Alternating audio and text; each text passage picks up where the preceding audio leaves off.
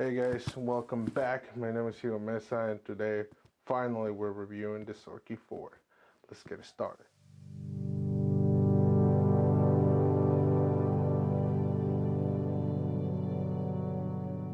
In my quest to try to find a new film camera, I went to different type of bodies, mostly SLR, Olympus, OM10, Nikon, I think F1, and Canon T50. Trial all of them. I knew I could get images out of them, but that wasn't the main thing, for film. I wanted like something that I could carry and feel better in my hands. So after that, I went on a quest or research to try to find that type of camera. And I ended up hearing or seeing the name Leica over and over again. Check their website, and then like, boom, punch in your face, $5,000 to get a body, brand new. And depending on the second market, it can go all the way from like a good one up of the $1,000. So yeah, that's reality check, right? Still, then I went down asking a few fellow photographers and other people that have been, related to photography, going to, Google search and all this stuff, trying to find an alternative, because that was the type of body I want. I want a range finder.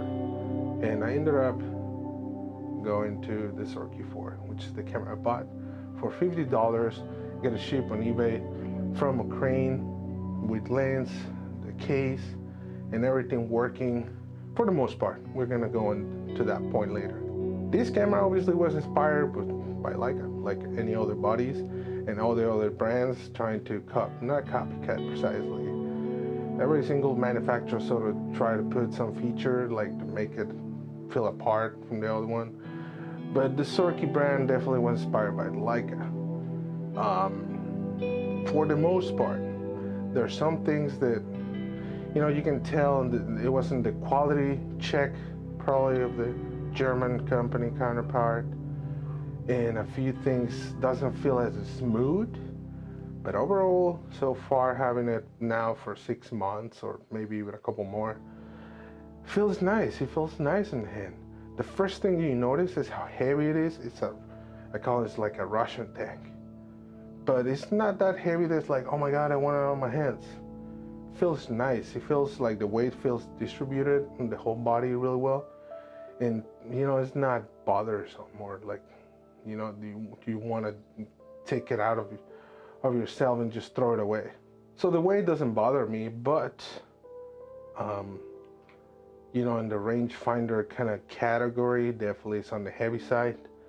So it's a point for you to consider. It's hard to kind of just go somewhere and like, oh, I'm gonna try it and see how it feels in my hands. You have to buy it. But for $50, it's a good price to try something, right? Instead of $1,000, and then decide you don't care about that camera. You don't want the camera in your life. And then you check your bank account or your credit card account, and you regret deeply. The overall look resembles the Leica body. These brushed metal, which is, by the way, yeah, it's full metal, the whole body. And then you have these kind of fake leatherette. They kind of start vanishing over time. Mine, it's okay, but it's not like that leatherette. It doesn't feel as great, but it's not like a big deal. You don't notice it after a while. You also need to understand this camera comes with a few quirks based on the lack of quality check of the German company counterpart, and not having the same consistency and the tools and everything. Basically, they just went to the Leica company and see right away what you can snip, write down like they do this in this way and whatever. Let's go back to Russia to reproduce that. So again, not as polished as Leica, but quite close. In the body, you have quite a few knobs. You have your shutter speed, you have your rewinder. Also, you have the manual counter and the film puller thing. It's a knob. It's not like a film winder where you pull with your finger. You actually need to, it's just a knob. You push around and you do this circular movement to pull that film and keep continuing shooting after shooting. The manual counter, what I mean by that is in a lot of cameras, you know, the counter go automatically every time you pull. And this one, it does it. I mean, sorry, it does that. Still keep moving and tell you how many frames you have. But every time you change the film, you have to pull and reset to 0, you know, to kind of keep counting. So maybe for you that's a problem. For me, it's like whatever. It's not a big deal. I'm not that lazy. It's fine. It depends. Again, depends on what you want, and keep your expectations in check. Coming back to the, you know, knob to pull the film, it's kind of stiff, and after 3 or 4 rolls of film, you start feeling in your fingers, and it's possible that even you get blisters. I get blisters just pulling that knob. Again, it's one of those things that you develop some sort of, you know, getting used to it over time, which it happened to me. But you know, sometimes like, oh man, like fucking fingers is so tired. I wish, you know, I can have the puller, which if that's what you want, I will highly recommend to go for the Zorki 4K, which was a newer version of this with the included film winder, which you can do the normal movement that we all attach to photography, right? So that's something to consider. All the knobs and stuff is, again, like I said, it's rough. It's not as polished as Leica, but it's the price you pay, right? One of the cool things about this camera is it has the Legacy M39 or the all M mount from Leica. So basically you get this camera, you can put a Leica lens and it will work in this camera. Voigtlanders too. And there's a gamut of awesome glass out there, from like affordable budget all the way to crazy high expensive. And you can use it in this body. That's awesome. That's great. The Zorki decided to do that and not be like, oh, I want to do my own, you know, mount because it's better, whatever, and blah, blah. And then, you know, it's hard. Sometimes you choose a system just based on that, on the lens mount. So in this one, there's no problem. Like I say, it comes with a lens. Again, depends to who you buy it on eBay. But normally it comes with a Jupiter 8 50mm f2.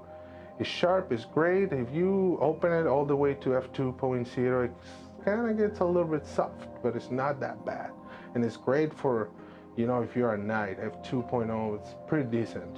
And you know, there's not a lot of chromatic aberration. Again, if you open it all the way, you're gonna start seeing a few of these details, chromatic aberration, fringing, and some of the softness, but it kind of gives a nice character to the lens, you know. That's the reason a lot of people use manual lenses on digital cameras these days. It has a particular look, and definitely this Jupiter does. But again, if you like, you start with this and you want to keep moving with your, you know, lens collection or whatever, there's the option. This camera has a cloth shutter. What that means? It means it has this almost like, again, cloth material, and supposedly helps for like the vibration and the sound. And it definitely, I can see, like, hear it. It's not as loud, but it's not silent as the Leica, so don't expect that at all. But it's great. Doesn't, you know, again, doesn't sound super loud. You can be sneaky. Obviously, if you're quite close, they're gonna hear the shutter, whoever is your subject, especially in street photography. Definitely they're gonna hear the shutter, but it's not like, you know, the mirror like crap or something like that. It's more subtle for sure. It also has a self-timer, which personally don't use it at all. And actually, the unit that I have on eBay didn't work at all. But again, I probably save a few bucks because that's a, you know, it doesn't have a self-timer, which I don't care, and that's fine. I know the big reasons I got this camera was because I wanted something to sort of go back to basics in a way. Like, this camera doesn't have any electronics, no light meter, no, you know, automatic rewinder or anything fancy, no batteries. It's fully mechanical. So that's what I wanted, that's what I get. So if you're trying to jump with, you know, to try this camera, be aware of that. You can use Sunny 16, which is easy to sort of learn. And if you're lazy or like you don't care about that, which is fine, you can go and download an app on your phone and it will tell you the exact, configuration between the ISO of the film, the shutter speed, and the aperture. And the app tells you everything. What else do you want? So it's not anymore like, oh, I'm scared what's gonna happen. It happened to me when I got it. I'm like, what I'm gonna do? I, go to Google research and try to get a lot of information as possible. And for the most part, the pictures looks great. I never have a problem where maybe a little slight underexposure or overexposure, but it's not like a big deal where the picture doesn't work anymore or doesn't look good. Or the other thing is you can get a, handheld light meter, which means you need to spend a couple more bucks, but there are a few reasonable budgets on eBay, again, secondhand market, that you can get your hands just to start trying. So just take that on count. No electronics, you are warned. The beauty of these cameras, there's the simplicity under use or the mechanics. I think not just the Zorki, but a lot of old film cameras, that was the beauty. They give you the basic features for you to create your image. And they weren't like, oh, this is more faster and whatever. Over time, everybody add their own features. But at this price range and these kind of type of cameras were designed for you to, go out, shoot. You said, your ISO, which is determined by the film. There's not much wiggle room there. Like today that you move the knob and you can change the ISO on your digital camera. So that's there, put your favorite flavor of film, set your aperture and your shutter speed. And then you're ready to go. If you learn that triangle right there, and more, like in film, probably more about shutter speed and aperture. Well, I guess film too, because it will depend what kind of grain you want, how much low light you want, or which environment you're gonna shoot, super dark or bright. But that's it. That's all the stuff that you need to worry. Nothing else. It's no autofocus or whatever. It's you, your ability, and practicing really. So that's a great thing about this camera and a lot of other film cameras. So basically, the mirror and the viewfinder is set to a field of view of 50mm lens.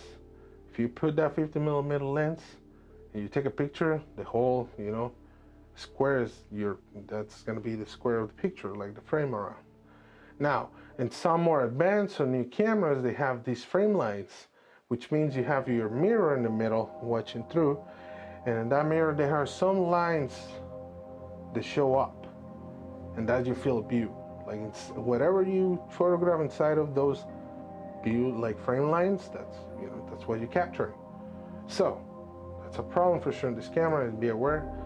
And also that turret, since people know that you need that in order to use a 35 or 90mm or other kind of length on the lens, they tend to be more pricey even than the camera. Another quirky thing that I found on this camera is the way you load the film, because you detach the whole back part of the camera and you put your film, almost kind of like in the Leica. Not quite, but you still need to open the back or the bottom of the Leica and have all these, not like super slow process, because it's not. Again, you get used to it, but definitely it takes more time to do it. Also, in the case of this Zorki, it has a spool that comes out. So if you lose that spool, you have to buy a new one. It's another thing to be careful about it.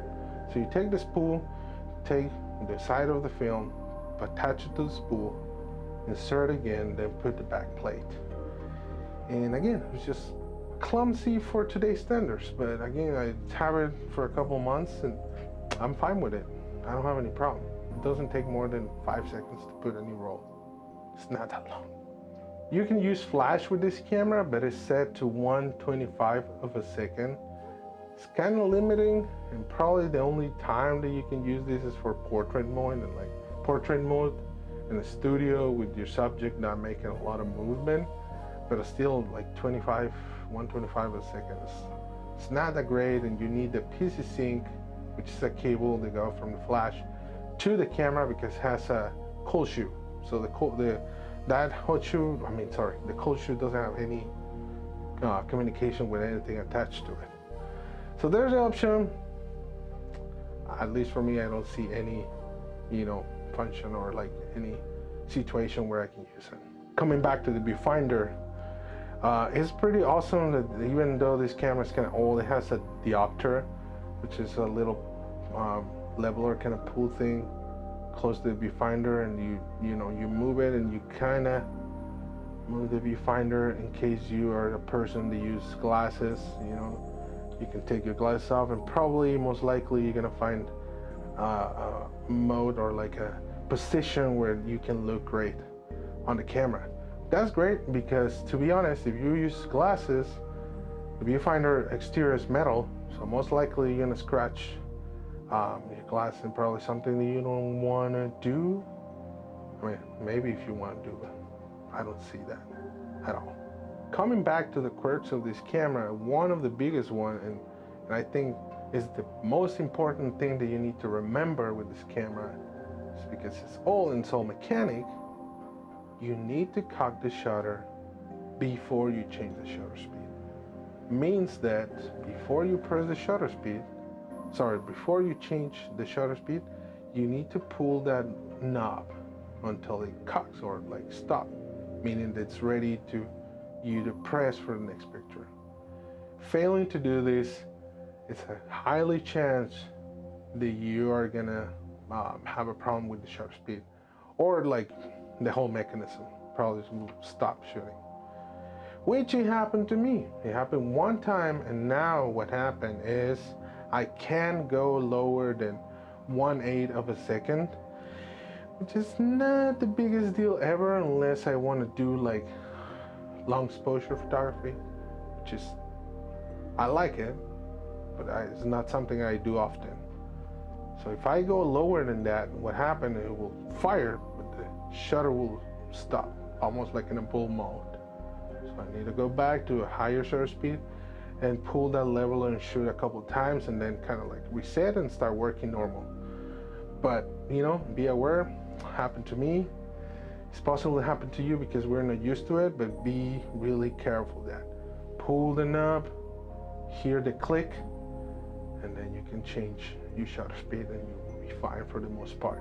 Coming back to the little quirks of the camera, this time it's on the lens, and it's at the aperture ring. It's kind of loose. It's really easy to move. If you toss it in the bag or something, more likely it's gonna move. It's not like completely loose. This will wiggle, but it doesn't need enough force to make a slight change. So again, another quirk that you need to overcome and get used to it.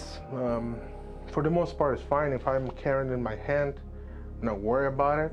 But if I put it on the table or toss it in my bag, or having carrying in like a strap and it's like touching my shirt or something, or like moving around, before I take my picture, it will shake really fast my aperture ring. Again, it depends on you. If you're not comfortable with that, then just don't buy the camera. Simple as that. Saying all this stuff that I already just told you in minutes before, I mean, at the end, you can't complain. I mean, you can complain if you want with this camera. You have the right to have an opinion and complain, say, this is trash, or doesn't work, or whatever.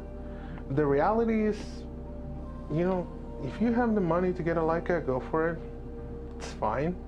I personally don't get mad when people get stuff like they're expensive like that. They have the possibility, and probably if I had, I will buy it, right? Beginning this video, I told you, like, as soon as I saw the Leica and the name and everything that has been done with that brand, whatever, I was like, yeah, I want one. Sadly, the price definitely crushed my dreams, and life. In the same way you have the chance to buy the Leica, you have the option to not buy a cheap camera if you don't want to. As simple as that, There's no crazy, oh yeah, this is the best, this is the worst, just to feel good in some way for some reason or some eccentric reason. The only thing I can tell you about this camera as a conclusion is it's cheap, for the most part it's reliable, it's well built, and it works.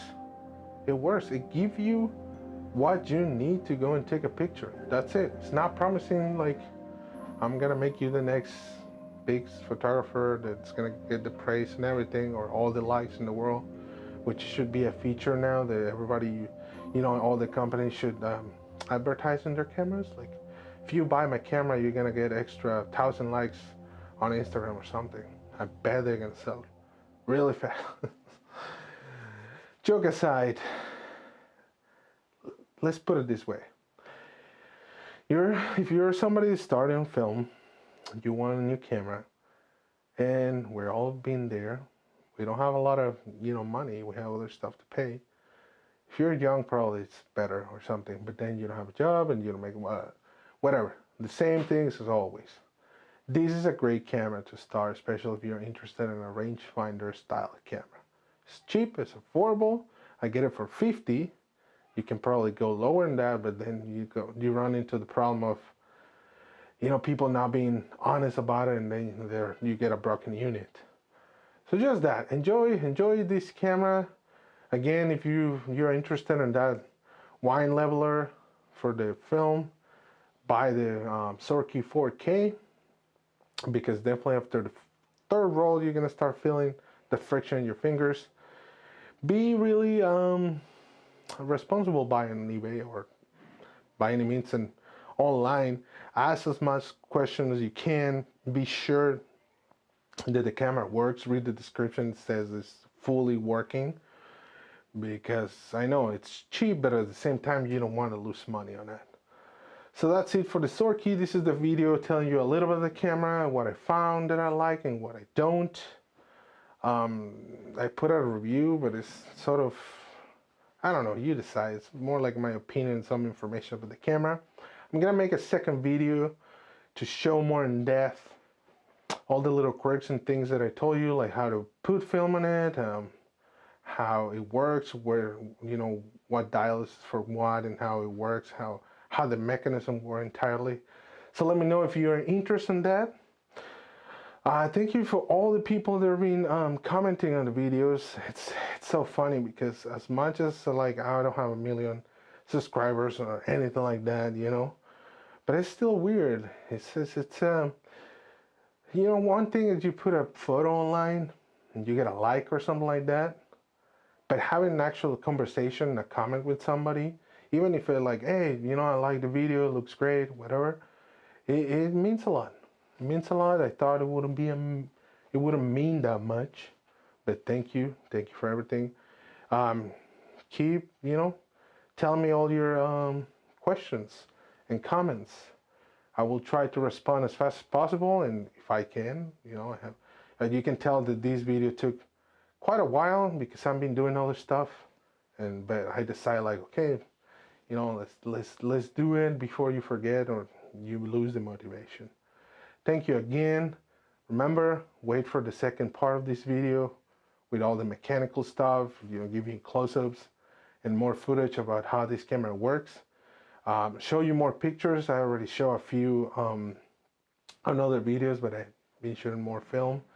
And just that, more content is coming on the way. Just be patient. Thank you again. My name is Hugo Mesa. See you in the next one. Adios.